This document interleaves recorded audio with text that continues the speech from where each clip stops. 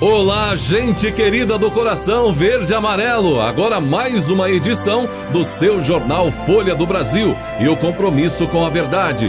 Deixe seu like e o comentário para compartilhar conosco de que lugar do nosso Brasil abençoado ou do mundo você nos assiste. E sempre o convite, participe do chat ao vivo. Vamos aos principais destaques da edição de hoje do jornal Folha do Brasil. Hoje, o presidente Bolsonaro comemorou a queda no desemprego. Pelo Twitter, ele escreveu: a taxa de desemprego alcançou o menor patamar no trimestre encerrado em dezembro de 2019, desde o trimestre encerrado em março de 2016. Foi a terceira queda seguida do indicador, diz o IBGE. Ainda há bastante para ser desfeito por governos que quase nos transformaram numa Venezuela, disse o presidente. O ministro-chefe da Casa Civil, Onyx Lorenzoni, afirmou nesta sexta-feira, dia 31, que não considera deixar o governo Jair Bolsonaro. Ele tinha férias previstas até 2 de fevereiro, mas voltou de viagem dos Estados Unidos em meio às dificuldades em sua pasta. Ao chegar ao aeroporto de Brasília, questionado se pretendia sair do governo, Onyx respondeu: claro que não considero deixar o governo. Como já disse, a minha missão, junto com o presidente Bolsonaro, é servir o país. Mas claro que toda e qualquer decisão dentro do governo é liderada por ele. Eu sou, como já disse, né, a minha missão, junto com o presidente Bolsonaro, é servir o país. Mas claro que toda e qualquer decisão dentro do governo é liderada por ele. Então, eu creio que nós, ao longo do final de semana, vamos conversar e vamos definir como as coisas vão acontecer daqui para frente. Aconteceram algumas coisas e é claro, uma coisa é tu estar aqui acompanhando para e passo e outra coisa é tu estar no outro país, né? Eu preciso compreender, eu preciso conversar com o presidente, entender as razões. Ele também vai ouvir uma série de questões que eu vou esclarecer a ele, mas a nossa relação é de muita amizade, a nossa relação é de muita confiança entre um no outro, né? Nós somos amigos há mais de 20 anos, então eu tenho certeza que o entendimento vai prevalecer e vamos definir como as coisas vão acontecer daqui para frente. A situação do ministro passou a ser considerada instável politicamente após exonerações na Casa Civil. O ministro, um dos principais apoiadores de Bolsonaro na campanha eleitoral, também foi indagado se poderá trocar de pasta dentro do governo. Ele respondeu que a decisão é do presidente, seu líder. Onyx Lorenzoni foi até aqui um dos pilares do governo Bolsonaro. Sua experiência política, suas origens, sua história, enfim, é uma pessoa-chave no governo e certamente tem muita gente torcendo para que ele caia e também muito mais para que esse gaúcho luterano permaneça na Casa Civil. Veja, essas palavras que ele trouxe aí são palavras de equilíbrio, respeito e de, quem sabe, o seu valor, mas também o seu lugar. E por isso mesmo seria boa a sua permanência, porque é fundamental para equilibrar o governo. Agora, claro que o presidente Bolsonaro é que vai tomar a decisão, já deve saber o que pretende e a decisão é dele. Principalmente porque ao governar você tem um tabuleiro e precisa escolher as melhores possibilidades.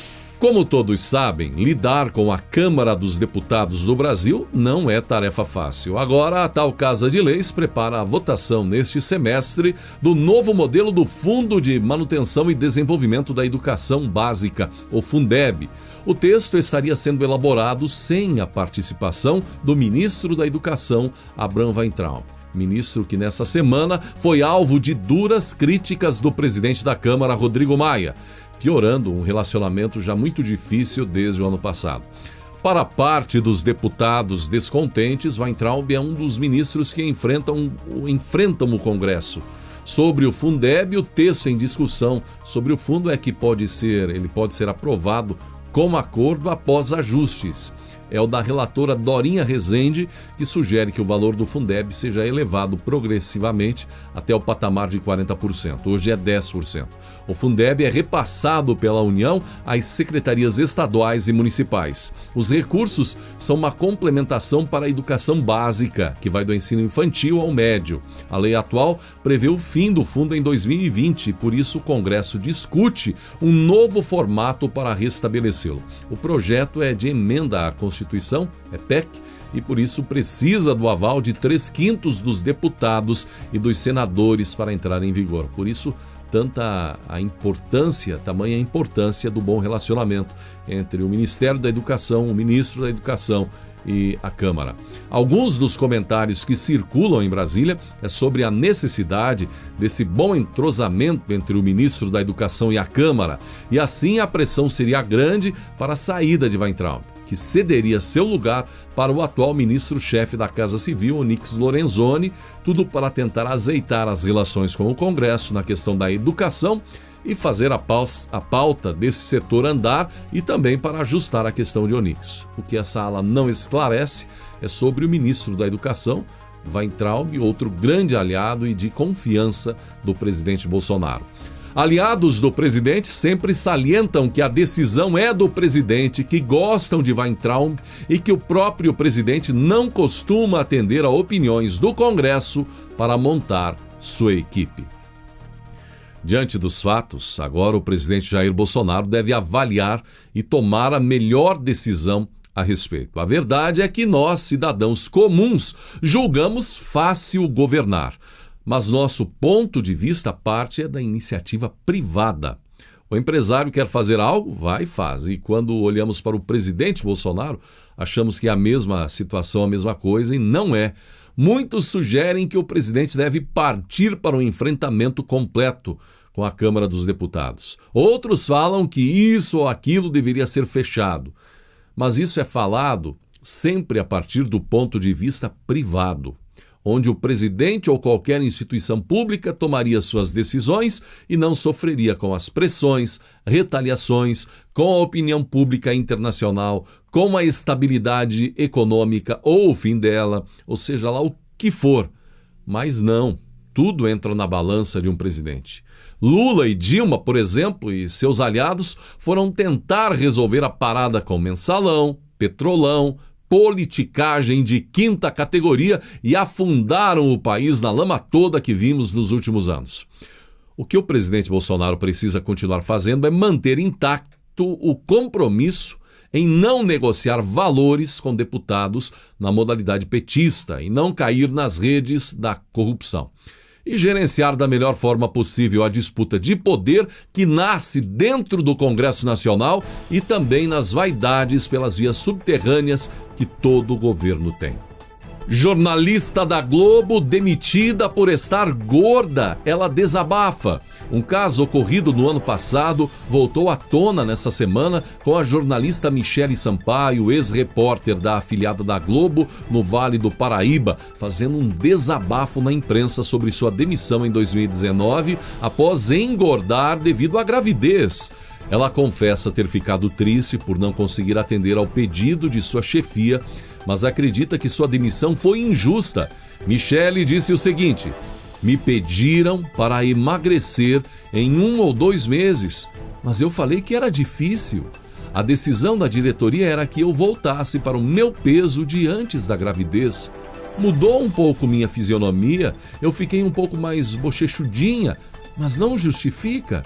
Eu não tive a voz afetada, não perdi minha capacidade de fazer textos, de escrever, minha capacidade de estar ali com o telespectador. Não mudou, pelo contrário, a gente cresce como ser humano quando vira mãe. Contratada pela emissora em 2003, os problemas de Michele começaram a surgir em novembro de 2016, quando retornou de sua licença maternidade para a bancada do jornal Vanguarda. Segundo ela, 3 dias após seu retorno, foi chamada pela direção e informada que seria retirada do ar porque estava acima do peso. Michele também diz que a afiliada da Globo perdeu uma oportunidade de fazer diferente. Da tela para fora, a emissora prega a diversidade, o respeito e a inclusão, mas internamente ela age assim? Eu acho que quem perdeu uma oportunidade grande de fazer diferente foi a empresa. Triste isso, hein? E vou dizer uma coisa, talvez até quem não professe fé não concorde. Então, com todo respeito, a verdade é que está faltando Deus em muitos lugares. A Globo e os que tomaram essa decisão nessa afiliada, se de fato foi isso mesmo, certamente são provas absolutas dessa falta. Toda essa rejeição da população aos princípios da Rede Globo é a resposta à rejeição da Globo aos princípios de Deus. E agora ainda sem a Regina Duarte na Globo. Ela que numa demonstração de sua fé, em 29 de dezembro de 2018, compartilhou no seu Instagram uma foto do presidente Bolsonaro e a frase: "Foi a campanha mais bonita da história. Deus te abençoe e te cubra de luz a favor do Brasil e te livre de todo o mal", escreveu Regina ou publicou Regina em seu Instagram. Por falar nela, veja, Regina Duarte já está se adaptando à nova realidade. Hoje, nesta sexta-feira, em meio a cumprimentos e selfies, ela almoçou no bandejão do prédio da Secretaria Especial da Cultura, que vai comandar na esplanada dos Ministérios em Brasília. Regina também fez um post com agradecimentos a diversos artistas que declaram apoio incondicional a ela no novo desafio. Regina Duarte escreveu: "Bora lá, queridos, pela pluralidade cultural do nosso amado Brasil." Uma imagem com a frase "Artistas quebram o silêncio e apoiam Regina Duarte" traz a face de diversos profissionais que declaram apoio. O apresentador Márcio Garcia, que atualmente está contratado pela Rede Globo, também usou as redes sociais para declarar apoio a Regina. "Sei que você irá exercer a sua função com o total comprometimento. Fico na torcida para que aqueles que criticam apenas para fomentar a oposição saibam avaliar os atos e não as bandeiras", esclareceu ele com recado direto para José de Abreu. O ator Luiz Fernando Guimarães também sinalizou apoio. "Torcendo por todos nós", escreveu ele. A atriz Maitê Proença destacou que Regina pensa diferente da maioria da classe artística. "Você é uma trabalhadora das artes desde a adolescência, conhece todo mundo, tem admiradores de todas as ideologias pela competência com que sempre se entregou ao ofício.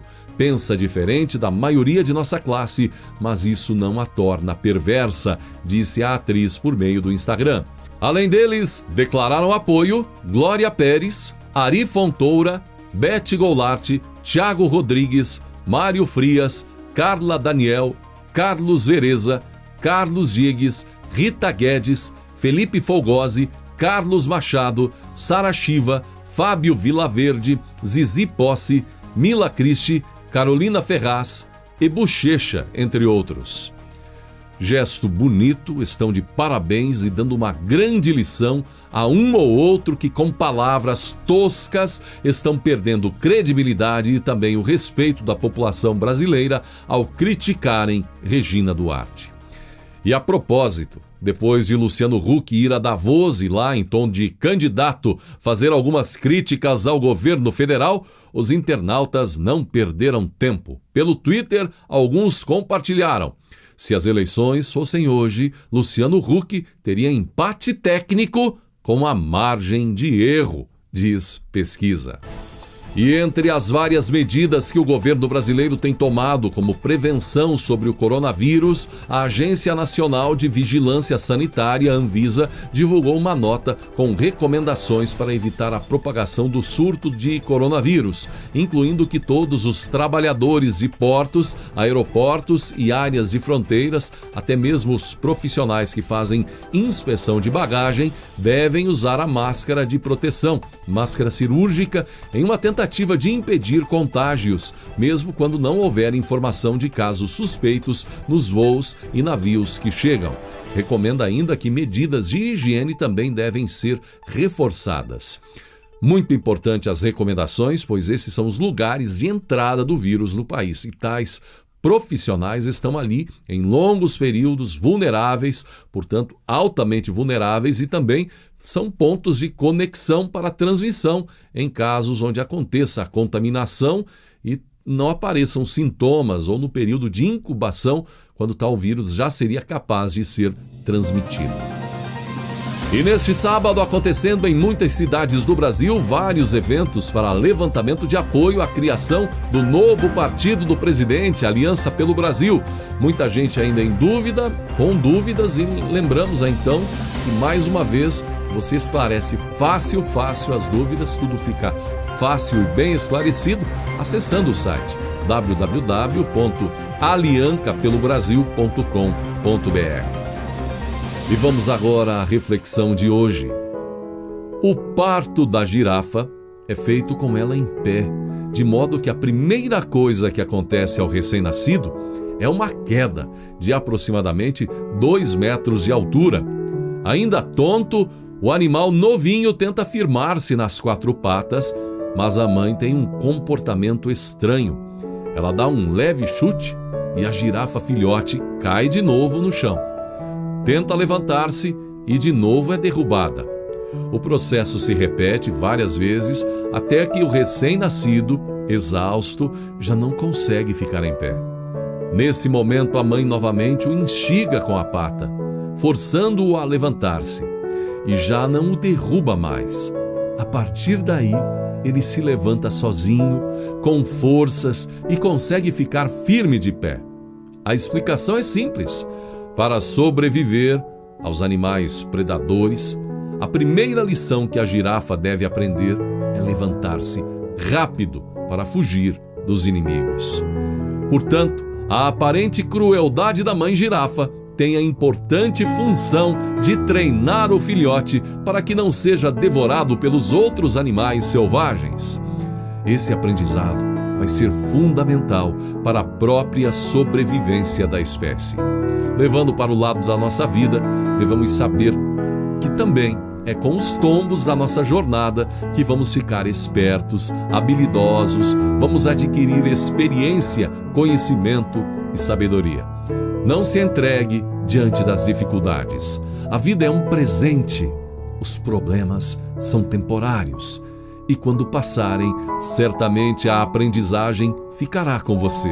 Decida ficar com o que aprendeu e deixar as mágoas e tristezas irem embora com os problemas. Saiba lidar com os obstáculos, aprendendo com os tombos da vida. Gratidão pela sua atenção e carinho nos comentários, nos likes e no ato de compartilhar e apoiar. Um ótimo final de semana e que Deus abençoe a você e a sua família.